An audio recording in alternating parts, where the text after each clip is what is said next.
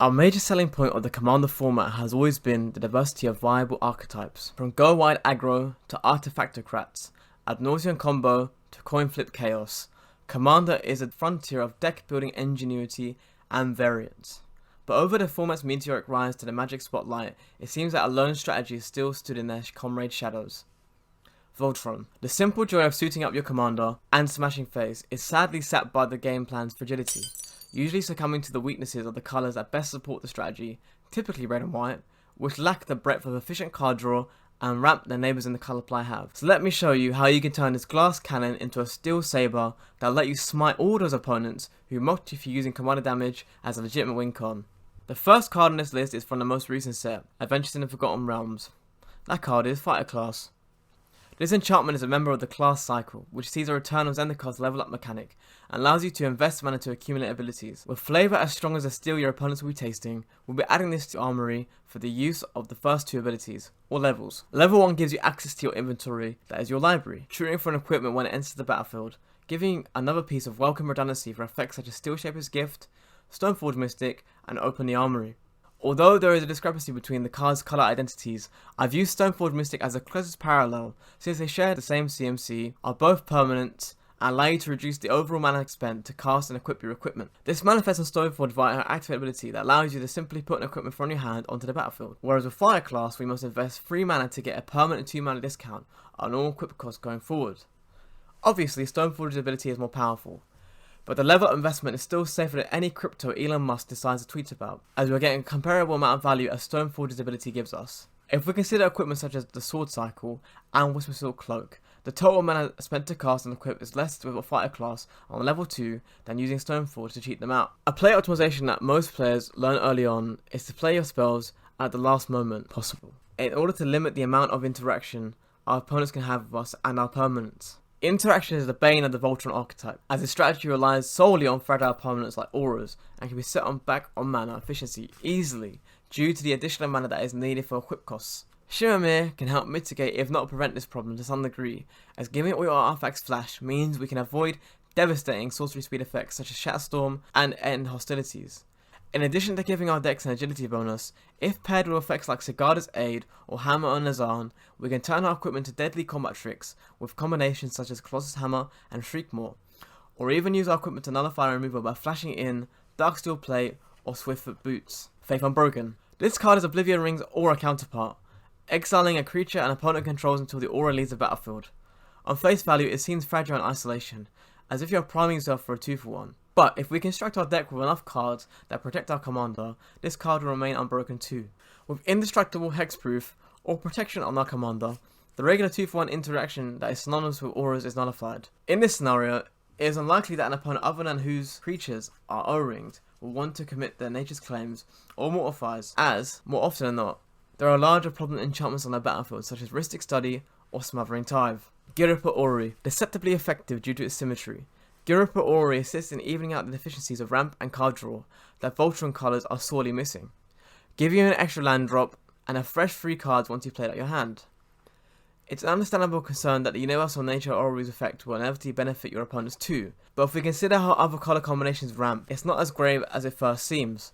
For example, Simic, otherwise known as Ramp Incarnate, usually favours 1-drop dorks and cards that shoot a land directly onto the battlefield, such as Free Visits, Wood Elves, and Kodama's Reach. As this is the case, in most instances the lands in these players' hands are the ones that are brought about by drawing for turn. However, in the average Voltron deck, the colours that best accommodate the archetype tutor lands to hand, normally just achieving the goal of smoothing out land drops, but with Gyripa Ori, these effects can be translated into actual ramp. Nullspine Dragon. A short thought that can prove lethal for most Voltron decks is a paradoxical scenario that comes about from executing the strategy efficiently. If everything goes to plan, and you're at the point where you've committed your equipment and auras to the battlefield, and deal more damage than a certain virus has done to the economy, you become the biggest threat. However, the post-combat clarity kicks in, and you realise you are now at one of your weakest points in the game, and expended all your resources, and now are extremely vulnerable. I found myself in this position so many times with Ruhan and Narset, and I only wish I found Nullspine Dragon sooner. Upon entering the battlefield, you choose an opponent, then draw cards equal to the amount of damage dealt to that opponent this turn. Its ability to translate damage into card draw is invaluable in decks that lack green or blue, as the options for mass card draw are far and few between. Moreover, if you land at least 7+ damage, you get a fresh grip and are getting a better rate than most card advantage engines in the format. Treasonous Ogre. If you're not familiar with CEDH, you may be ignorant to this aggro all-star, but let me tell you, you don't need an overly optimized list to slot this in. Allowing you to cash in 3 life for 1 red mana, the value is evident from first glance. While remedying the obvious ramp deficiency of red-based Voltron decks, it also can slot into many aggro decks that do not have green as a support colour. Despite being able to assimilate itself into any type of aggro build, I believe Ogre truly shines in Voltron, as the red mana it produces can assist in paying the multitude of generic costs you'll be paying for equipment and equip costs. The utility of this is best exemplified when you've got multiple equipment attached to your commander, and for whatever rude reason, a player decides to send them back to the command zone. Along with the command attacks, you have to pay the equip costs all over again, which can severely hinder your development and or ability to maximize the impact of what you can do on your turn. Being able to make as much mana as you have multiples of 3 left in your life total will have you either up or equal in tempo, since your other mana sources can be used to cast meaningful spells. A concern that might be skewing your decision making on whether to include this or not is a steep rate for this boon in speed. 3 life is nothing to scoff at. However, if we include equipment such as Loxodon Warhammer, Basilisk Collar, Batterskull or Shadow Spear, we can counterbalance this while just doing what our deck wants to do anyway. The impact of the cost of 3 life can even be insignificant if we have double strike on our commander along with his life linking equipment, and can become an infinitesimal consideration if we have a general like Aurelia, the War Leader, when endowed with lifelink and no double strike, as our aggravated assault ability means we can gain 12 life a turn without any power and toughness buffs. Inspiring Statuary. Kaladesh is a plane of unfathomable ingenuity and machines of pristine design. With this in mind, it makes it all the more ironic that this is the plane where Standard broke, while also giving a hint of what may have become of the Commander format before Paradox Engine was banned. Although not as impactful as the former card, Inspiring Statuary can give you a fragment of such power, as it allows you to turn all your equipment into functional mana rocks. This is achieved through the artifact giving your non-artifact spells Improvise, giving you the ability to tap your untapped artifacts for the generic cost of said spells. While a deck with low mana curve will benefit mostly through the incremental amounts of mana saved, a more practical application of this effect is being able to maximize the effectiveness of board wipes such as Comet Storm or Earthquake in the early game. If we compare them to the quintessential Wrath of God, its unconditional effect wipes the board of all creatures regardless of power or toughness. However, Earthquake on turn 4 would only allow us to deal 3 damage to each creature without flying.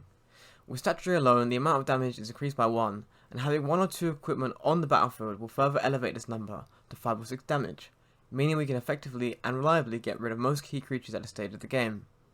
Furthermore, Improvise doesn't only apply to the spells in our hand and deck, but also the one we have in the command zone. Having the capability to pay for generic costs means we can utilize Improvise to pay for command attacks later in the game, an option that has more relevance when we consider commanders such as Sergwyn, Hero of Ashvale, that starts with a 6 mana which can soon become an unwieldy cost if sent to the command zone only once or twice. Goblin Engineer and Goblin Welder. Although I said 8 for this list, I just think these 2 cards go so well together. Aww. A running theme highlighted by the art within the Goblin tribe is the incompetency, but with Goblin Engineer this is only applicable through the card being a goblin. Costed at 1 and a red, this little mechanical savant puts an artifact into your yard upon entering the battlefield, an effect that on first viewing can seem a bit useless. But considering the card's activability, we can see this is essentially a tutor mechanic, as we can sack an artifact to obtain one from our graveyard with CMC 3 or less. This will give us a much needed access to many of the key and more efficient equipment in our builds, which can translate into a wide variety of uses for different stages of the game. Being able to trade in a clue or treasure early game for a Sword of the Animist to help us keep up on ramp, or once we are satiated for lands, we can trade in a mana rock late game for Black Label Forged to close out. Another knee-high humanoid we can use in tandem with Goblin Engineer is Goblin Welder, a card that shares a lot of mechanical similarities with Engineer, allowing us to exchange any artifact in our yard with one we have in play. The obvious functionality card to recur artifacts late game cannot be understated.